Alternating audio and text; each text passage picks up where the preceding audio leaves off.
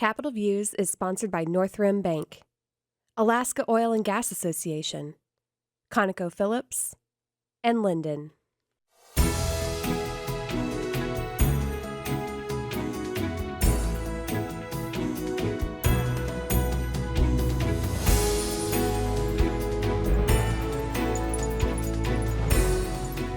Hi, I'm Tim Bradner with Alaska Legislative Digest, and welcome to Capitol Views. And welcome today to Robert Venables, the director of the Alaska Southeast Conference, the regional Southeast Alaska Economic Development Organization. Thanks for joining us, Robert. Well, thank you for having me. It's always good to catch up on what's happening here in the region. Just real quick, Robert, describe what Southeast Conference does, and then maybe we can go on and talk about some of the issues you're dealing with, both the challenges and the positive things. Sure. Since 1958, our regional leaders, being both municipal and tribal, gathered from Metlakatla to Yakutat. They gathered in Petersburg to form the Southeast Conference. And in 1958, the biggest need was the ferry system, and that's what started us. That's just what's kept us going, and is still our main flag cause. But we've been recognized as the state's Alaska Regional Development Organization, or ARDER, as they refer to. There's about 9 of us across the state. And then we went on with 3 of the other ARDERs to get the federal designation as an economic development district. So we really focus on facilitating economic planning, project development, and accelerates progress where we can within the economy to to help create jobs, sustain jobs, and keep our families working in a healthy environment here in the region. And Robert, what is the Federal Economic Development District? Do you get access to federal funds on a faster track, or what does it consist of? It does. Again, the federal government looks to us to provide a 5-year comprehensive economic development strategy, which we spend a year with the region developing. That kind of outlines what we've come up with, about 50 different priorities, and we bring that down to about 7 priority objectives that we focus on. And then, it does give priority access to funding primarily through the Economic Development Administration, EDA. So when they go to fund a project in the region, they want to make sure it's consistent with the plan, and so they check in with us. So it opens up avenues for project funding and hopefully lower matches and accelerated partnership at the federal level. And I can see that this enables the federal agencies to know they've got local buy-in to the projects they fund. Yes, and we work with the other federal agencies as well. We work quite closely with USDA, the Forest Service, Rural Development, EPA, et cetera. Right now is a time, a lot of challenges on your plate. Southeast has been undergoing sort of like all of Alaska, a drain of working age families and need to get good paying jobs back on track. How are things going?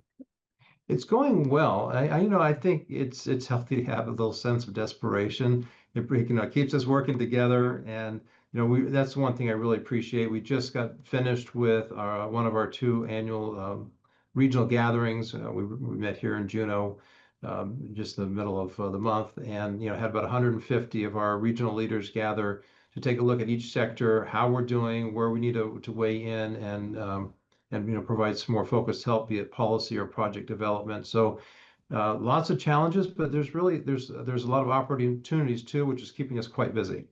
Well, Robert, just maybe you could pick a couple challenges and a couple opportunities, some positives. Well, as always, the biggest challenge, for us is, the marine highway system and transportation in general, because you can't just do the one without connecting it to the other. But, we know that there are some challenges with the aging fleet, with the workforce that you've already alluded to. So there's a lot of challenges there. But the upside is that, really the last 2 years, the department has really worked hard to develop a long-range plan. They have a much healthier working relationship with the workforce and the unions, and there's strategies in place to help address those workforce shortages. And then, one of the exciting things for us at Southeast Conference is that being regional planners and already having a good close working relationship with DOT, we became really kind of the first at the federally recognized level regional planning organization. And so Commissioner Anderson signed that formal declaration at our event a couple weeks ago.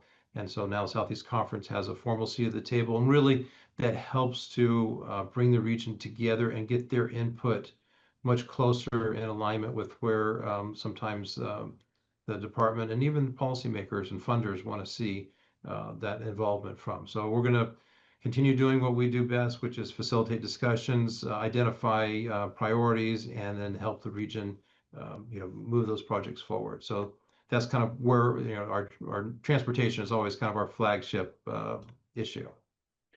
In terms of the positives, you had a fairly good tourist season, haven't you? That's always important for Southeast, the cruise visitor industry. It is, and the visitor industry, has rebounded, from the pandemic in astounding ways. And I think the upside to that is that it helps to build out infrastructure that residents can enjoy year round, and then it provides jobs for our local businesses. So, there's been some challenges to manage the numbers and the flow of folks, but I think we're seeing some stability now for a couple of years in a row now that bodes well for the strength of that. So our attention is on a couple of other really exciting opportunities as we're wrapping up our major federal grant with mariculture, and then we're launching forward another one with heat pumps. Heat pumps. Is this something that can be used all through Southeast? The project area for this is from Ketchikan to Kodiak.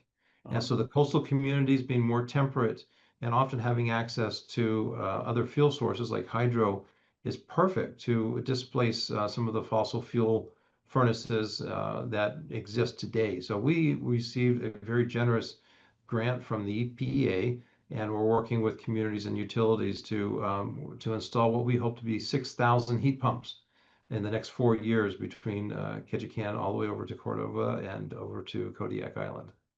Yeah, it's regional. It's not just Southeast. It extends that far to the west. We've been very fortunate, and we're glad to share our successes across the state. We manage energy projects and planning with many other the districts and communities But statewide. that's interesting. Well, listen, that you've got a full plate, Robert. Thanks for joining us for a few minutes, and we look forward to continuing the conversation. Always good to see you. Thanks for having me.